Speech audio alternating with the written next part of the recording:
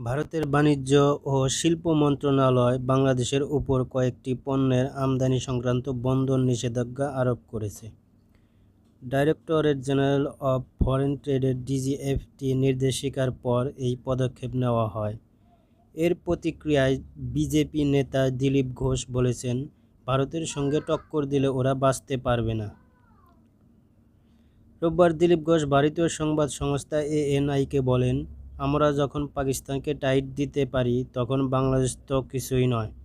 চারদিক থেকে ভারত দিয়ে ঘেরা, ওদের সব আমাদের হাতে। আকাশ থেকে পানি, ব্যবসা থেকে বাণিজ্য। ওদের বোঝা উচিত ভারতের সঙ্গে টক্কর দিলে ওরা বাঁচতে পারবে না। এর আগে গতকাল শনিবার বাংলাদেশ থেকে তৈরি পোশাক, প্রক্রিয়াজাত খাদ্য, প্লাস্টিক সহ 6 ধরনের পণ্য আমদানিতে স্থলবন্দর ব্যবহারে বিধিনিষেধ জারি করে ভারত। দেশটি বাণিজ্য ও শিল্প মন্ত্রণালয়ের অধীন directorate general of foreign trade DGFT এ বিষয়ে একটি নির্দেশনা জারি করে। এই নির্দেশনা শনিবার থেকেই কার্যকর হয়েছে। নির্দেশনা অনুসারে ভারতে কোনো স্থলবন্দর দিয়েই বাংলাদেশ থেকে কোনো ধরনের তৈরি পোশাক আমদানি করতে পারবেন না ভারতের ব্যবসায়ীরা।